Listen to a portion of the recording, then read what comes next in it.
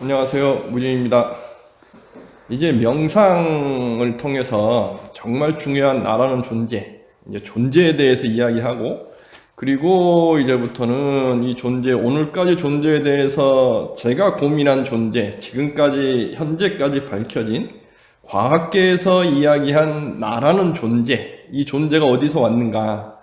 그러니까 불교에서는 과학에서 이야기하는 현상, 또 과학적으로 나를 분석해서 나란 존재를 이야기하는 것이 우리 불교는 그대로 받아들일 수가 있어요. 근데 신학의 세계, 참나라는 어떤 의식과 감각식을 제가 분리했는데, 이거 분리한 거에 대해서 반대가 많으신 분들이 계셔요. 근데 이 반대를 하는 분들의 근본에 뭐가 있는 거냐면 감각과 의식 너머에 참나가 있다. 그래서 마음을 그렇게 분리하면 안 돼 라고 이야기하는데, 우리 불교에서는 마음을 분리해도 전혀 상관이 없어요. 그래서 이러한 부분들에 대해서 현대 과학에서 나의 존재를 어떻게 지금까지 왔는지들 말씀을 드리고, 명상의 위대함, 우리 명상의 힘이 얼마나 위대한지, 그리고 또 기도라는 것이 명상과 함께 우리 삶에서 어떠한 가치가 있는지에 대해서 말씀을 드릴 거예요. 저는 그래요. 부처님께서 성도를 하시고 우리를 위해서 말씀을 해주신 거지, 우리가 부처님을 위해 있는 게 아니에요. 우리 불교는 전혀 달라요. 흔히 불교 부처님을 위해서 나의 모든 걸 다 바친다? 이것이 종교로서 혹 갈 수는 있으나, 이것이 불교의 정신일까? 부처님께서 이런 말씀 하셨을까? 저는 아니라고 생각해요. 부처님의 원래의 말씀이 있다는 것이 학문계에서는 이건 있어라고 이야기할 수 없으나, 초기에 그래도 말씀이다라고 이야기하시는 경전들을 보면 부처님께서는 나의 삶에 도움이 되기 위해서 이야기를 하시는 거지, 본인을 위해서 우리가 살고 있다는 이야기 어디에도 그런 말씀 없으셨거든요. 불교는 철저하게 나를 위해서 있는 거예요. 나의 삶 속에서 내가 행복하기 위해서, 내가 영원한 행복을 얻기 위해서, 궁극에 가서는 그 말씀을 위해서 부처님께서 저희에게 말씀을 해주신 거죠. 그래서 나를 위한 종교, 나를 위한 불교로서 내가 어떠한 마음가짐으로 우리 삶을 살아갈까? 그러려면 나의 존재에 대해서도 현대 과학에서 어떻게 나라는 존재를 현재까지 이야기하고 있는지, 저는 이게 궁금해서 찾아왔는데, 그 부분을 하나씩 한번 말씀을 드릴게요. 조금 어려울 수 있을까요? 어려운 건 오늘까지 하겠습니다. 존재라고 이야기하면 지금 나타나 있는 거예요. 그래서 물질이건 의식이건 내가 느끼고 있는 상태, 그게 존재거든요. 우리가 물질이라고 이야기를 해서 나라는 물질, 나는 어디서 왔을까? 현대에는 나라는 존재는 별에서 왔다 그래요. 별에서. 그러니까 우리가 지금 이야기하는 물질들은 빅뱅에서 뻥 터져서 나온 원자 핵의 양성자가 모여서 별을 이루고, 그 별들이 큰 압력과 온도로서 그 별에서 꽉 뭉쳐 있으면서, 이 뭉쳐 있는 것들이 뭉치면서 우리가 이야기하는 물질계가 이루어지는 거죠. 우리 인간도, 우리 지구에서는 우리 인간이 이루어질 수가 없어요. 지구라는 것도 지구가 생기기 이전에는 어딘가의 별에서 이러한 원자들이 모여가지고 원자 핵이 태양과 같은 큰 별에서 큰 압력으로 뭉치면서 이루어지고 있었던 거죠. 나중에 가면 이 별들이 블랙홀 같이 계속 안으로 이렇게 파고 들어가서 모든 에너지가 이렇게 뭉쳐가든가, 아니면 초신성이라 그래서 이것이 뻥 터졌다 그러죠. 뻥 터지면 거기에서 쌓였던 이 원자들의 뭉침이 퍼져나가는 거고, 이 퍼져나간 것들이 또 시간이 지나면서 모여서 우리가 이야기하는 지구가 되고 수성이 되고, 우리 지구에서는 또 이러한 물질들이 모여 있으면서 복제라는 개념이라고 해야 될까요? 탄생이라는 개념이라고 해야 될까요? 생명이라고 개념을 해야 될까요? 우리가 생명이라고 한다는 건, 우리 사람이 죽는다는 것은 의식이 사라졌을 때의 죽음을 판단할까요? 뇌사를 했을 경우에는 죽음일까 아닐까? 이거는 인륜이라는 도덕적인 관점에 있어서 나라마다 관점에 따라서 사람의 죽음에 대해서 확인을 하는 어떤 원칙들이 다를 거예요. 그래서 지금도 뇌사 상태를 죽음으로 인정할 것인가, 그렇지 않을 것인가, 이러한 부분들, 어느 부분에서 나의 죽음을 스스로 선택할 것인가 아닌가의 이러한 부분에 대해서는 정의를 내릴 수가 없죠. 삶의 부분이니까. 그런데 어쨌거나 우리 생명이라는 것은 무언가의 물질들이 모이면서 복제를 이루어지고, 복제가 이루어지면서 이것이 어떠한 존재의 특성이 있어서 계속 이어지고 있는 것, 이것을 우리는 생명이라고 이루고, 이 존재의 특성이 이어지면서 원래의 존재가 사라지면 죽음이라고 그러는 거고, 이 존재에서 새로운 존재, 이 존재의 특성을 갖고 탄생을 하면 생명이라고 이야기하는 거고요. 이러한 것은 우리 지구라는 별에서 어떠한 특정한 우연에 의해서 탄생됐다. 이것이 과학에서 이야기하는 거고, 이 우연이 생명이 만들어졌어라는 이 부분에서, 지금 현대 과학까지 온 이 부분에서 그러면 신의 창조라는 개념이 있는 거 아닐까? 라고까지 이야기하게 되는 거고, 그래서 지금 현대 과학에서 신학이라고 이야기하는 부분에서도 신이 인간을 만들었어라는 부분은 과학적으로 설명할 수 없기 때문에, 과학적으로 설명할 수 있는 이 부분, 별에서 생명이 쫙 탄생되는 과정에 있을 때의 어떠한 특정한 시간점에서 신이 건드렸어. 그러면 여기서 창조가 있게 되는 거고, 제가 저번 시간에 말씀드렸듯이 불교에서는 이것을 창조의 개념이 아니고 연기의 개념에서 이야기한다 그랬잖아요. 그러니까 어떠한 존재라고 해야 될까요? 물질이 서로 모여서 유지라는 어떤 개념 속에서 유지가 이어지는 것이 생명의 탄생이고, 이어지고 죽고 사는 거라고 한다 그러면, 물질은 관계 속에서 이루어지니까 그 관계를 놓고 본다고 하면 이것은 창조라는 개념이 아니고 관계의 이루어짐이죠. 이것을 부처님께서는 연기라고 이야기한 것이다 라고 저는 이해를 하고 있는 거고, 그러니까 연기라는 부분은 창조의 개념이 아니고 연기는 같이 이루어지는 거죠.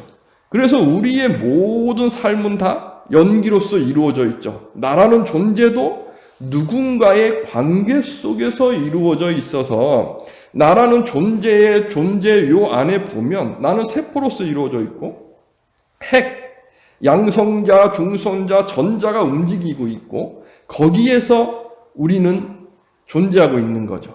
그래서 이 나의 존재의 저 밑에서 나를 이루는 원자라는 것은 양성자, 중성자가 있고, 양성자의 숫자에 따라서 물질의 성격의 종류가 결정되고 있는 거고, 이 전자가 얼마만큼 원자 핵을 돌고 있느냐에 따라서 이 물질의 어떤 성향, 쇠는 단단하고, 우리가 이야기하는 물처럼 어떤 성질이 있고, 이러한 모습들은 전자의 힘에 의해서 나타나는 거죠. 왜 그러냐면 전자는 마이너스 기운이 있는데 우리의 손으로 느낀다고 하는 것 또한 여기도 전자가 느껴지는 거라서 서로가 밀어내는 힘이 있죠. 이것이 전자기력이라고 하는 거죠. 밀어내는 힘. 거기에 따라서 우리는 딱 만졌을 때 전자와 전자가 서로가 밀어내는 건데, 우리는 인식할 때 물질과 물질이 만난다고 생각을 하는 거죠. 알고 보면 에너지와 에너지가 서로 만나서 밀어내는 힘인데, 그래서 어느 부분에서는 우리는 그런 얘기하죠. 물질이라는 것은 운동장에서 원자핵이라는 축구공만한 게 하나가 있는데 그 주위는 전자가 막 돌고 있어서 허공과 같다. 그랬더니 어느 분께서 이제 궁금한 거죠. 저도 궁금했어요. 그 그렇다 그러면 허공과 같이 전자가 막 돌고 있으면 나의 몸에서 바늘구멍과 같은 어떤 하나에 톡 칠 수 있는 그런 물질의 어떤 입자의 핵이 하나가 있고 그 주위는 전자가 돌고 있는데 어떻게 나는 물질같이 느껴져? 이것은 전자에 서로 밀어내는 힘을 우리는 그것을 느끼고 있는 거고, 그럼 볼 때도 우리는 뻥 뚫려 있지 않잖아요. 왜 뻥 뚫려 있지 않을까요? 이유는 원자의 전자기력이 막 이렇게 돌고 있는데 돌고 있는 그 사이를 광자라는 빛이 통과를 못하니까, 통과를 못하기 때문에 우리는 우리의 모습이 우리 눈에 보이는 거죠. 우리 눈이 본다는 것도 우리가 눈을 딱 뜨고 있다고 해서 보는 게 아니고 눈을 뜨고 있을 때 광자가 가서 비춰서 오는 게 보는 거기 때문에 우리의 전자가 이게 움직이는 사이를 광자가 와서 지나가고 와야 이 허공이 우리 눈에 보일 텐데 그렇지 않고 탁 치고 가기 때문에 이 사이를 광자가 못 지나가요. 전자가 더 미세하니까. 그러면 우리는 그것을 물질이라고 인식을 하는 거고, 그러니까 우리의 인식 세계라는 자체도 파장 속에 있는 것을 물질이라고 느끼고 있는 것이고, 우리의 물질이라는 것도 이 지구상에서 무언가가 딱 탄생했다기보다 그 이전에는 빅뱅이라는 있다 없다의 세계를 넘어서는 어떠한 존재 안에서, 이것 또한 우리 불교에선 연기라고 이야기할 수 있는 거죠. 연기라는 기운이 꽉 차 있는 건데 이 연기라는 기운은 꽉 찼다고 이야기할 수 있을까요? 있다 없다의 개념이 아닌 거죠. 그죠? 물질이라는 측면 자체도 어떠한 에너지의 파장인 거니까, 파장을 우리가 느껴서 물질, 있어라고 느낄 뿐이지, 파장이라는 것도 현대의 양자역학이라는 개념에서 전자를 이야기할 땐 이것은 우연의 산물이다. 우리가 관찰할 때는 입자지만 관찰을 안 할 때는 파장이다. 이게 양자역학에서 이야기하는 전자의 흐름이거든요. 그러니까 이 우주의 어떠한 이 미세한 부분을 봤을 때 우주는 에너지의 파장으로 꽉 차 있어라고 이야기하는 이유도 여기 있는 거고, 이 에너지라는 거는 있다 없다의 우리의 상식이라는 것으로서는 판단할 수 없어. 그래서 양자역학은 이해할 수 없어라는 것이 현대 과학까지 온 것이고, 왜? 우리 인식 너머에 있는 거니까. 그러나 우리는 확인하고 있는 것이고, 해석이라는 부분에서 이것을 우리가 이해할 수 있는 영역에서 해석을 못할 뿐이지 우리는 그것을 인정하고 있는 거고, 그 세상에 살고 있다는 걸 우리는 지금 확인했으니까 우리의 삶은 여기까지 와 있는 거예요. 거기에서 빅뱅까지도 이야기할 수 있는 거예요. 왜? 우주가 이렇게 퍼져나가고 있는 건데 그 퍼져나가는 것을 역으로 추정하면 어떠한 하나의 점, 특이점이라고 이야기하기도 하고, 그 점에 있는 것이고, 이 점에 있는 것은 모든 우리가 보는 양성자, 중성자, 원자, 핵이 꽉꽉 모여있는 것이 다 해체 상태, 전자라는 것까지도 해체된 상태, 그 상태에 있는 것이고, 이것을 우리가 인식 상황에서 어떻게 알 수 있겠어요? 의식할 수 없어요. 이 상태는. 그러니까 이 상태, 그것을 설명하는 상태고, 그것을 부처님께서 2500년 전에 이러한 것을 이해하고 말씀하신다고 했을 경우에는 저는 지금 그렇게 해석하는 거죠. 아, 연기로서밖에 말씀할 수 없으셨겠구나. 이런 생각을 하게 되면 정말 한 인간으로서 부처님은 범접할 수 없어. 제가 범접할 수 없어라고 했더니 딴지거신 분이 계신데 제가 저번에 이야기했듯이 이 부분에서 이야기를 하는 거죠. 범접할 수 없어. 와, 어떻게 이러한 이야기가 이렇게 맞지? 맞아떨어질 수 있지? 라는 생각을 하는 거고요. 그 특이점에서 움직인 거죠. 연기한 거죠. 연기하면서 계속 연기 속에서 양성자가 모일 수 있는 별 속에서 핵융합을 통해서 모이고, 이것이 초신성이라는 것이 돼서 뻥 터지고, 이것은 초신성이 터지는 것은 지금 현대과학에서 우주에서 확인이 되는 거고요. 그러면서 여기에서 우리가 이야기하는 모든 원자의 92개의 어떤 물질들이 이루어진 거고, 그러한 것들이 먼지처럼 흐르다가 또 중력이라는 기운에 의해서 어떠한 우연의 산물입니다.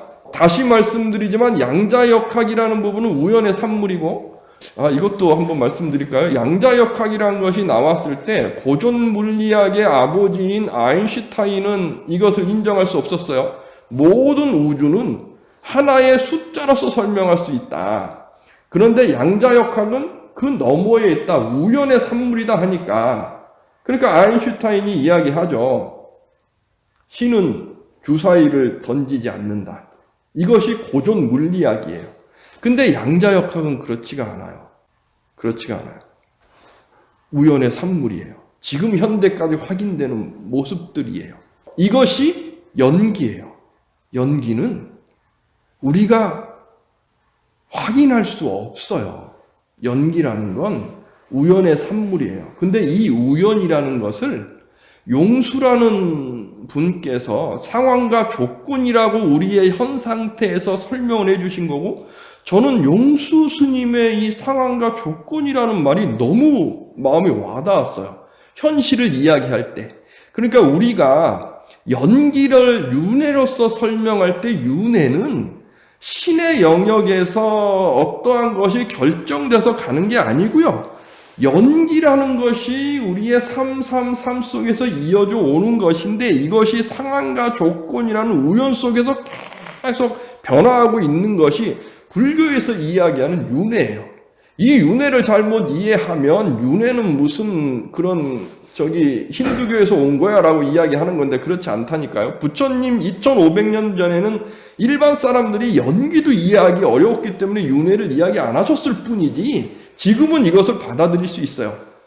제발 좀 불교학을 한다는 분들께서 옛날 것 같고 해석해서 그걸 지금 빗대어서 이야기하지 않았으면 좋겠어요.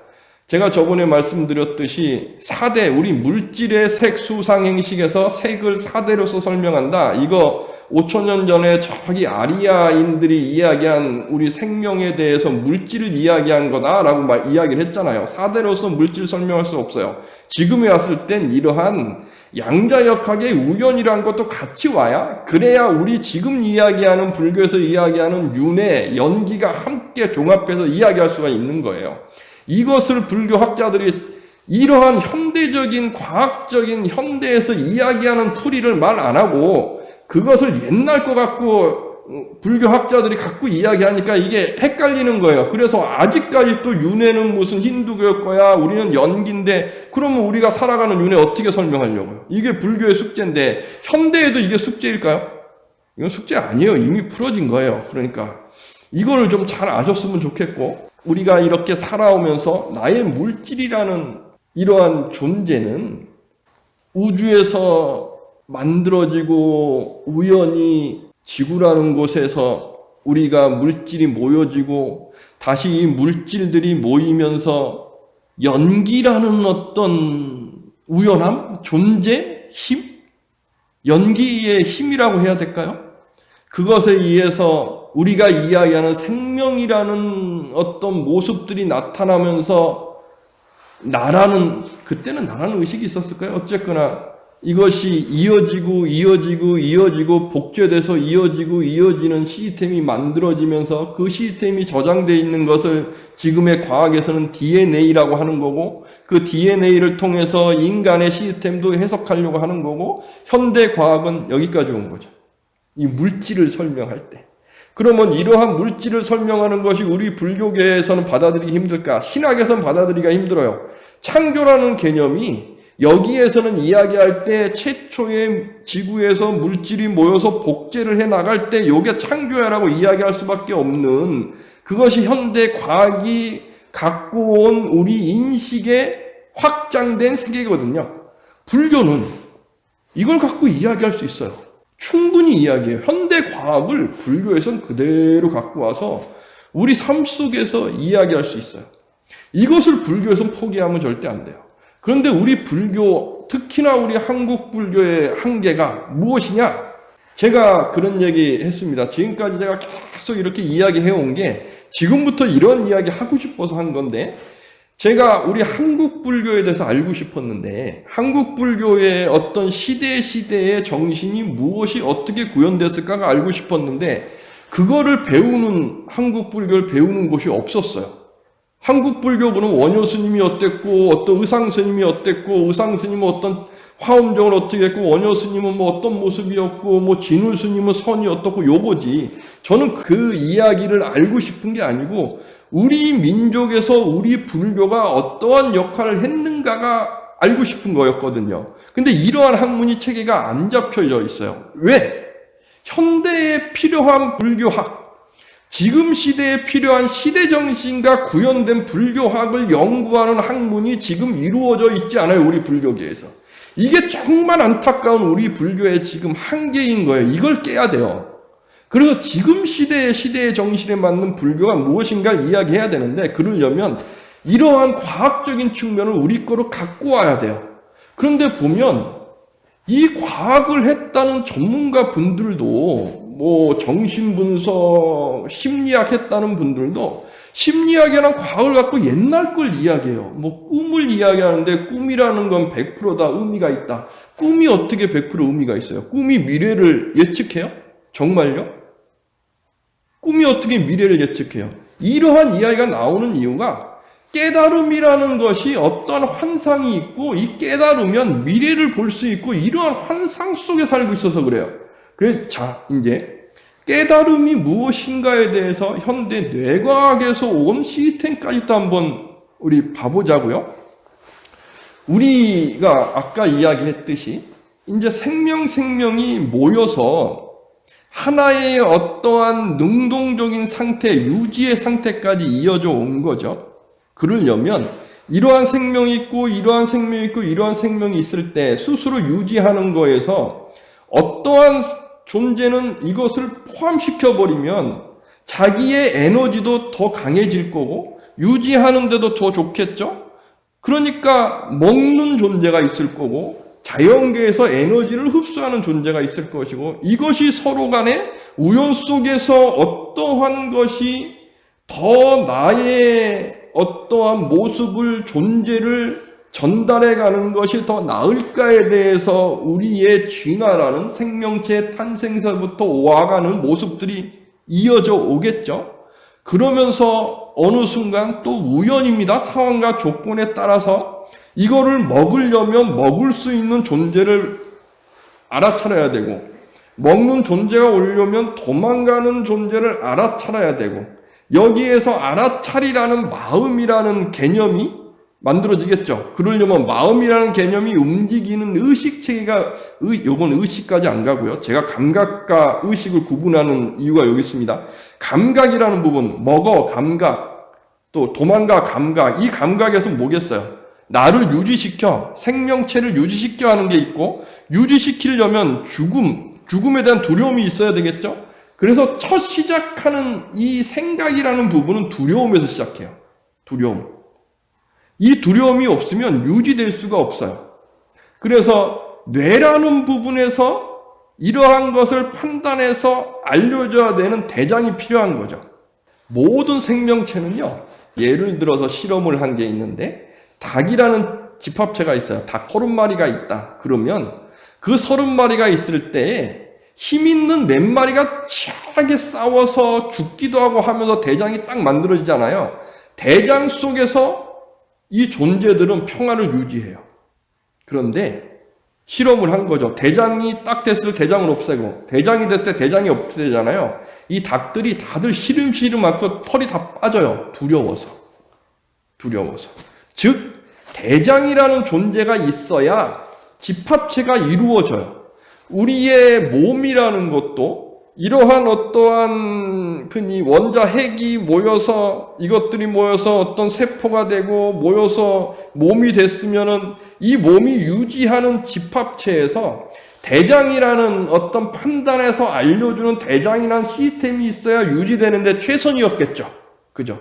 그러니까 사람 몸도 이러한 것을 이야기하는 대장이라는 부분이 있어야 되고, 이 부분이 뇌라는 부분이 이게 그 대장의 위치에 올라섰겠죠. 쉽게 이야기하면. 그래서 이 뇌라는 부분이 최초에는 두려움 속에서 도망가서 유지하고 여기서 또 이러한 두려움을 느끼는 개체가 먹는다고 해도 이 개체도 또 무언가 더 위의 개체가 있고 이 개체도 살아가면서 사건이란 게 있으니까 조심해야 되는 것들이 있게 되고 거기에서 두려움이라는 것은 뇌에 최초에 만들어진 저 안에 있는 기본적인 감각이 되는 거죠. 이 감각. 그러면서 두려움 속에서 우리가 여기에서 뇌가 또 발전해 가면 두려움만 느끼면 어떡해요? 내가 어디에 두려움을 느낄 때 미리 예측을 해야 될 거 아니에요. 예측. 두려움이 현재의 경험 속에서 두려움을 느껴야 되는 거죠. 그렇잖아요. 내 경험에서 두려움을 느껴야 되는 거. 이것이 인간 뇌에서는 편도체라는 두려움의 감각을 느끼는 가장 먼저 만들어진 우리 인간 뇌의 가장 안쪽에 있는 것이고 그리고 현재를 느끼는 부분에서 현재의 어떤 사건을 이 두려움에서 서로 연결시키는 형상태의 어떤 추상하고 어떤 모습들의 감각을 만들어주는 해마라는 것 거기에 우리가 있는 거고 그래서 여기에서 이 현 상태를 느낄 때의 시공간을 또 느껴야 되잖아요. 시공간을 느껴야 되는 뇌에서 요 부분이 또 있게 되는 거고 그런데 인간이라는 존재는 여기에서 모든 동물과 다른 우리가 진화한다는 건 산다는 것을 뜻하는 거고 내가 산다는 건 나의 정보를 유지시켜 가는 거죠. 그것이 최선인 거예요. 내가 100년 사는 것보다 솔직히 말하면 한 50년 살고 새로운 생명에게 유지시켜 주는 게 더 나아요. 그래서 우리 인간은 그렇게 시스템이 돼 있어요. 즉 10대 중반에 아이를 낳을 수 있는 몸의 상태가 돼서 가장 건강할 때에 한 10년, 20년간 아이를 낳고 그 다음에 아이를 낳을 수 있는 능력이 사라지면 그 상태에서는 또 다른 나의 자손이 아이를 낳으면 아이를 키워줄 수 있는 이런 상태. 그것이 인간이 만든 진화에서 최선의 상태예요. 그래서 인간은 집단을 만들어서 아이를 키워줘요. 이것이 호모사피엔스가 네안데르탈인을 이겨낸 가장 큰 힘이 아닐까 현대과학에서 이야기해요.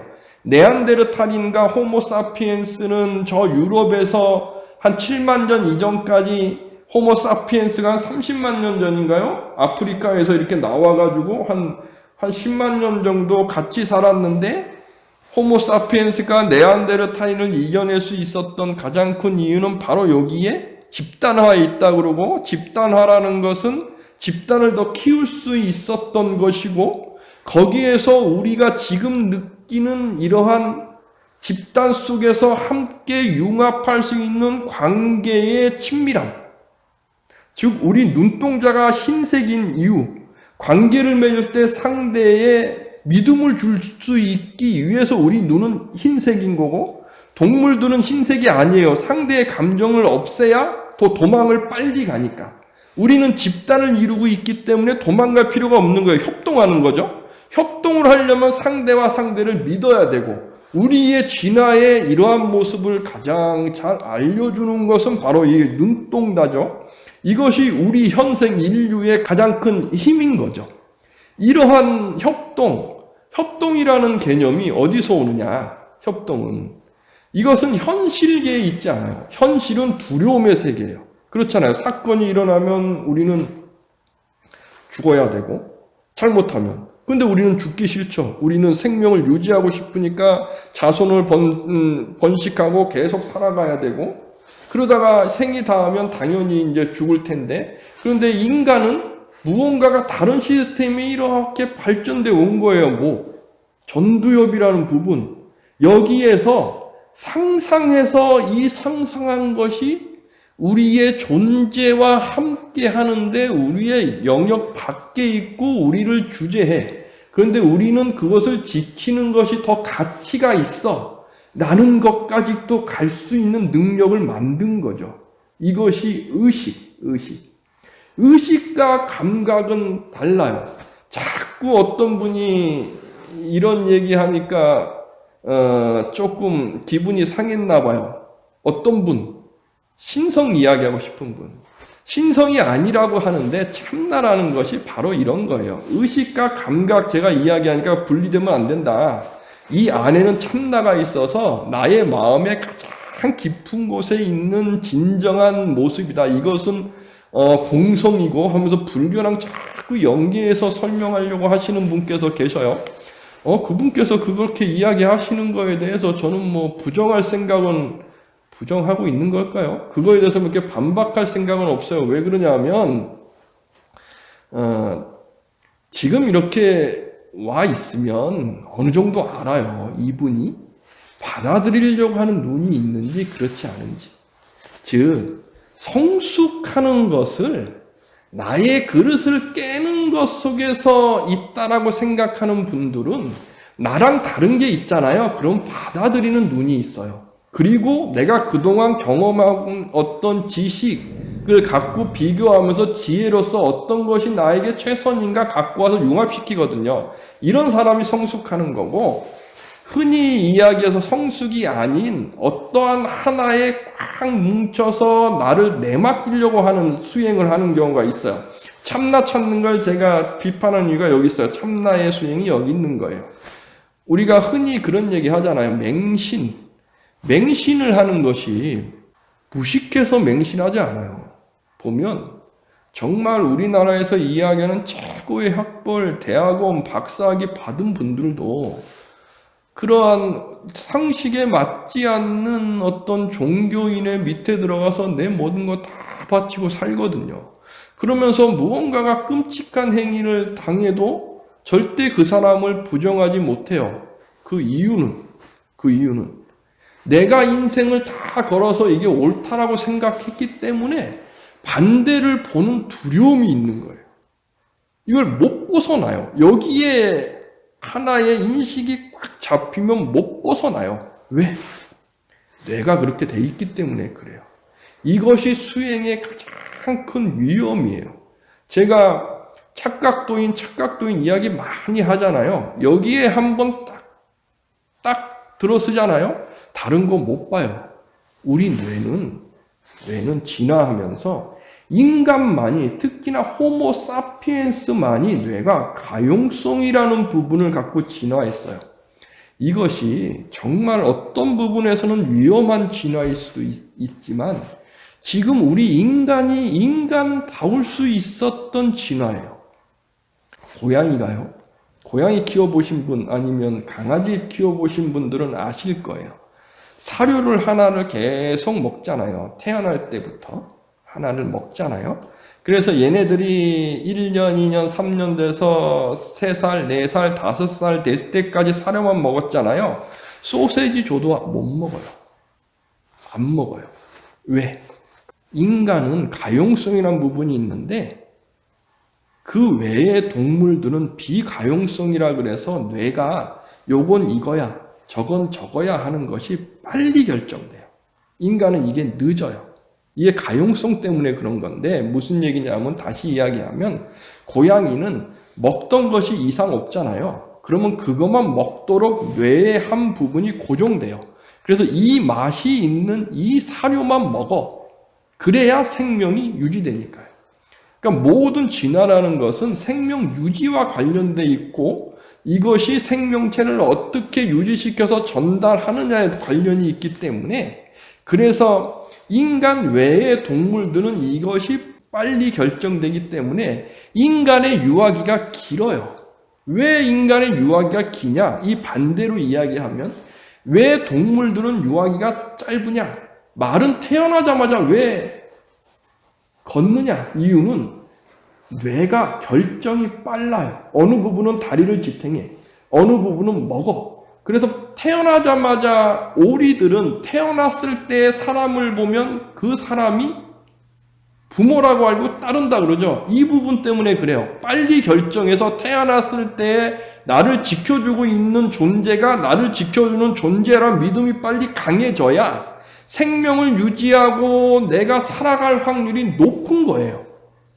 그렇기 때문에 빨리 결정해요. 이 결정된 것은 변화가 안 돼요. 왜? 뇌가 그렇게 결정하도록 유지되어 있는 거예요.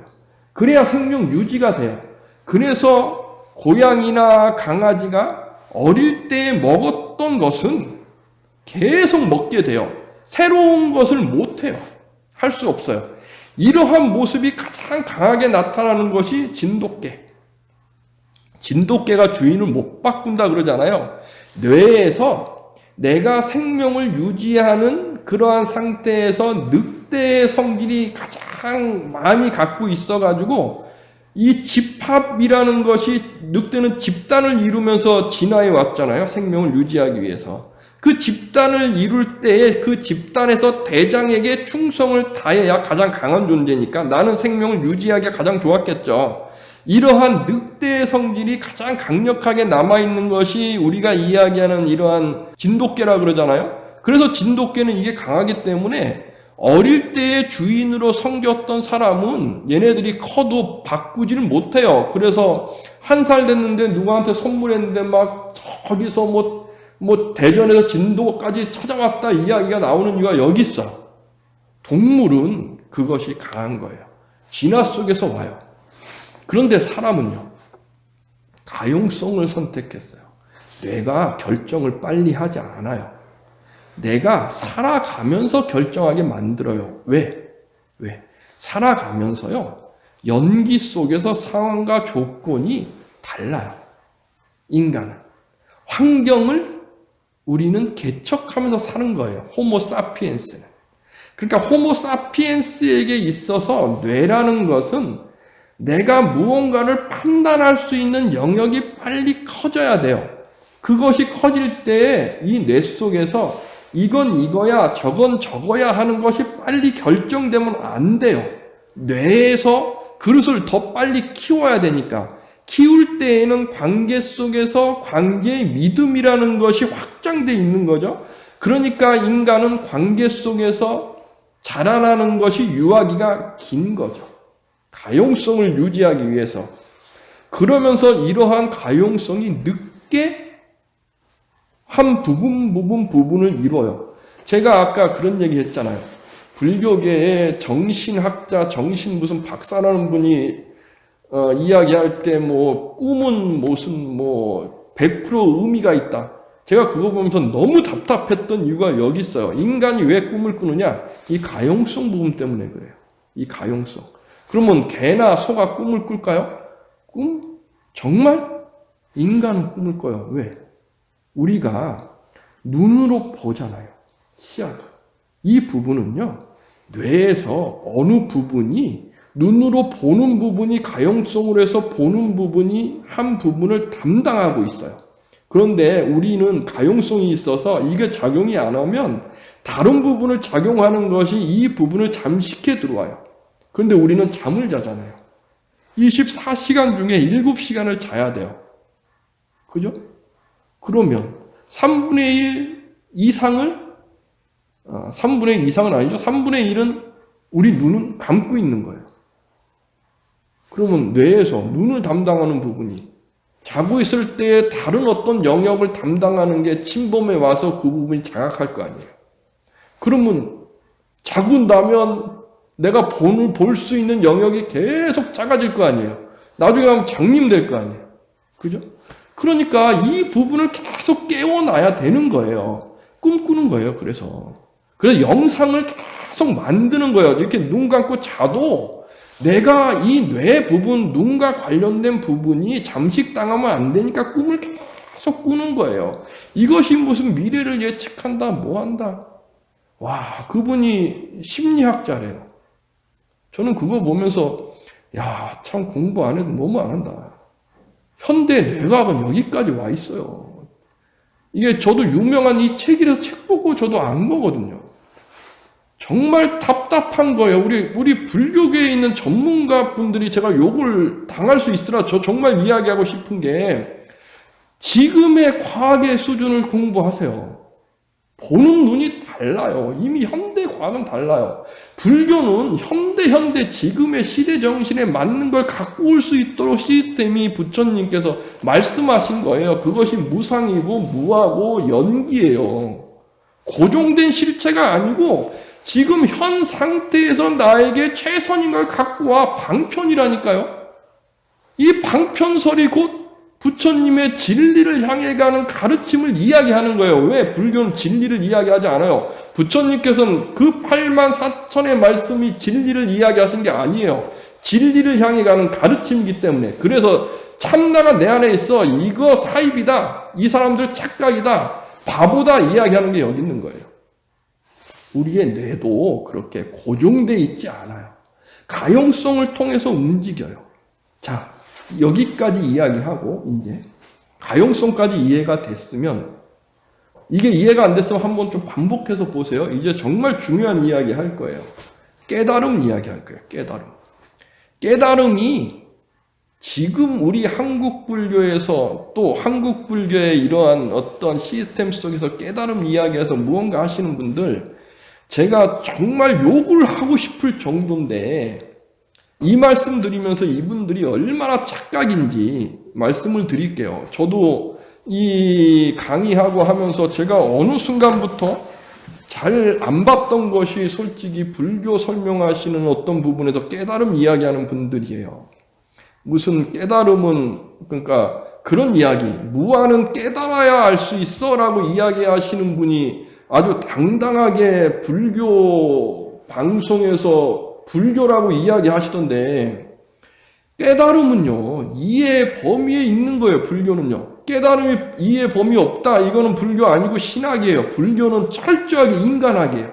지금 현 상태의 모습을 이야기하는 것이 불교예요. 부처님 어디 말씀에도, 부처님의 모든 84,000의 말씀도 다 방편해설이고 우리의 이해의 범위에서 이야기할 수 있는 깨달음의 범위예요. 깨달음은 이 너머에 있지 않아요. 그런데 왜 이 너머에 있다고 착각할까? 뇌의 이 가소성이라는 부분을 착각해서 그래요.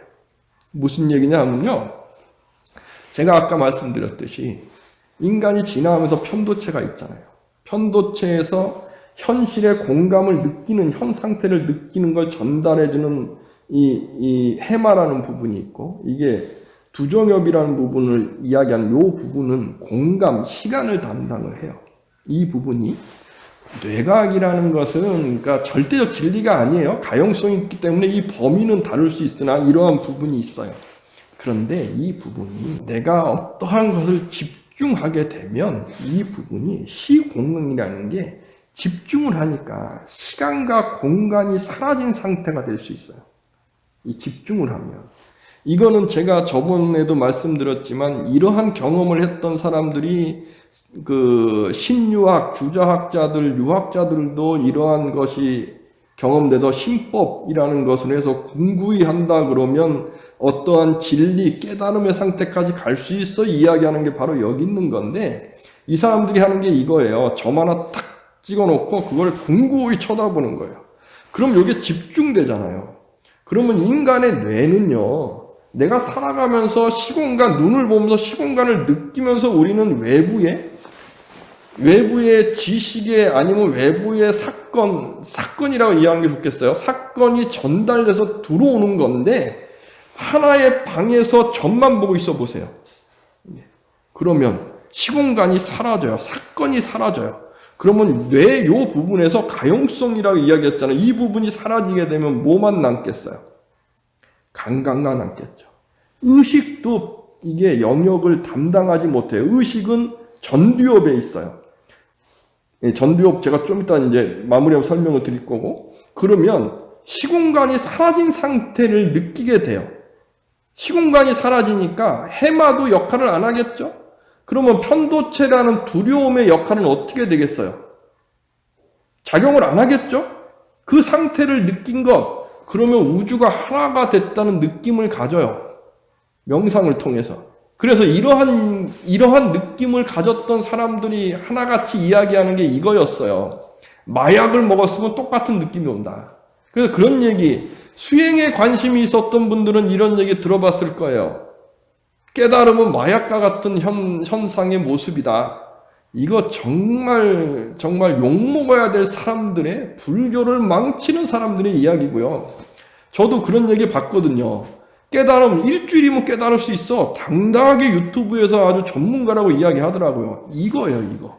이거 느껴놓고 이거 장사벌이에서 돈벌이 하는 거예요. 이거 금방 느껴요. 어떤 사람이고 골방에 가다 놓고 저만아 놓고 집중하고 있어. 집중력 강하면 강할수록 얘가 마비가 오기 때문에 우주와 하나가 되는 이 느낌 가져요. 이게 깨달음이래요. 내가 정말 한심한 거죠. 제가 10대 때 그전 영상에 있습니다. 한강에 가서 앉아있는 거 좋아했다 그랬잖아요. 너무 좋았어요. 앉아서 이 느낌이 있어요. 무언가가 쫙 보면 우주와 하나가 되고 막 영원한 행복을 느끼고 한심 느끼고 물속에 있는 물고기하고도 대화하고 막 느껴요. 바로 이러한 현 상태예요. 출가하고 났는데 많은 분들이 뭐 한 소식 했다 깨달았다고 하는 분들이 이 얘기 하는 거예요. 나는 10대 때 한 건데 이분들은 무슨 앉아서 화두 들어서 뭘 했는데 이러한 형상 가서 이게 깨달았다고 이야기해요. 뭔가 이상한 거죠.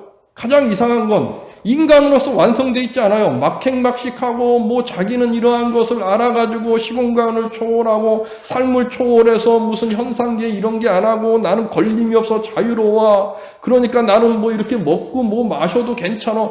이러한 정말 멍멍이 같은 이야기들이 무슨 도인들이라고 이야기하면서 나와갖고 이야기하는 것이 지금 우리 불교계 왜 깨달음을 이야기하는 그 사람들 무슨 뭐 명상을 했는데 깨달아서 뭐 이런 거 뭐 한 속성 과정으로 해서 빨리 나 깨달게 할게 돈벌이 하는 거 유튜브에 무수히 많아요. 스님들도 이딴 이야기 하시는 분들 무수히 많은 거 봤어요. 제가 이렇게 이야기하는 거 불교 망치고 있기 때문이에요. 이것이 우리 한국 불교가 망하는 이유 중에 가장 큰 작용을 한 게 이 부분이에요. 깨달았다고 이야기하시는 분들이 이거 강조하고 있거든요. 나 깨달은 거는 금방 오게 해줄게. 그분들 하는 거 다 이거예요. 사람들 멍하게 만들어서 시공간 이 부분 가용성에서 딴 부분이 작용하게 만드는 거거든요. 이거 외에 깨달음 이야기하는 사람이 있으면 저한테 알려주세요. 제가 그분한테 정말 앞에서 108배하고 내가 절할게요. 그렇지 않은 분 제가 본 사람이 없어요. 깨달음 이야기하는데 이거 외에. 정말 깨닫는다는 건 이거 아니에요. 의식이 나를 바라보는 거고요. 의식이 차원을 넘어가는 거예요. 왜? 우리가 진화하면서요. 우리는 3차원 안에 있어요. 3차원을 느낀다는 것 자체는 감각식이 느끼지 않아요. 의식이 느끼는 거예요. 나를 보는 거예요. 인간만이 갖고 있는 거예요. 나를 볼 수 있어요. 그리고 판단할 수 있어요. 그런데 나를 본다고 한다면 이 보는 얘가 문제잖아요. 얘에 대한 확신은 어디 있겠어요? 어디 있겠어요? 그래서 우리의 큰 스님들이 이야기하시는 거예요. 여기까지 가면 정말 백척간두에 앉아있게 되는데 여기서 하나 더 가라. 얘를 확인해라. 얘. 의식을 확인해라. 즉 인간의 삶을 완성해라. 부처님이 위대한 이유가 어디 있겠어요? 삶을 완성했기 때문에 위대한 거예요. 부처님의 삶의 모습, 인간 부처님 제가 강조하는 이유가 여기 있어요. 부처님의 삶의 모습 보세요. 존경스럽잖아요. 그분이 영원한 행복을 누리시니까 우리에게 행복을 이야기하시잖아요. 근데 부처님께서 어디에 현실 부적응자 되라는 이야기 있으신가요? 신도들에게.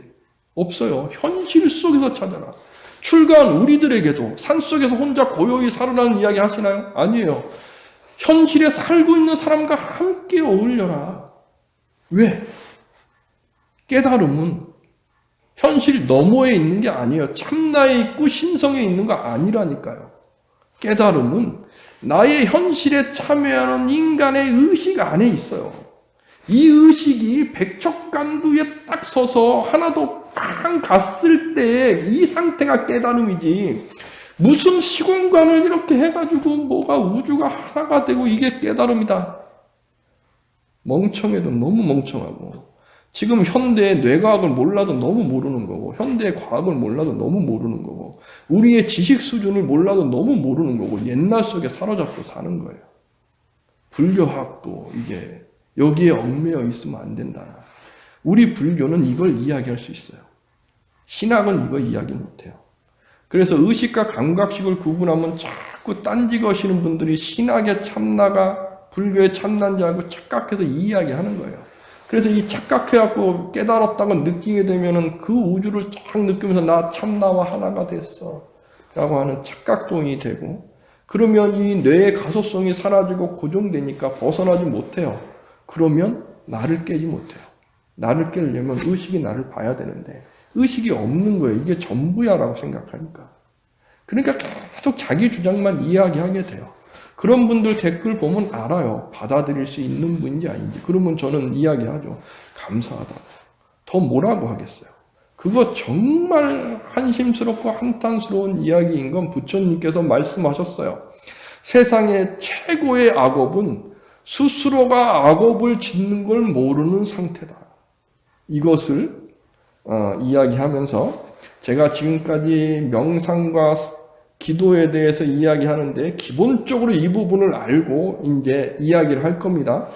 조금 어려웠다고 말씀을 해주시는 분들이 많으셨는데 꼭 다시 한번 보시고 이러한 기본적인 인간의 시스템, 연기의 시스템, 무아의 시스템, 무상의 시스템이 뭔지 이해가 되고, 그리고 불교의 현 상황에서 어떻게 내가 다가설 것인가, 명상은 무엇을 해야 되고 기도는 무엇을 해야 되는 것인가, 이것을 가야 돼요. 이것이 우리 한국 불교의 정말 위대함인데 이걸 끄집어내질 못하는 거고, 저는 그걸 하고 싶은 거고, 이제 다음 시간부터는 제가 천수경을 갖고 명상과 기도, 우리 삶에 어떠한 도움이 될 것인가, 이제 정말 쉽게 한번 이야기해 보겠습니다. 지금까지 들어주셔서 감사합니다. 감사합니다.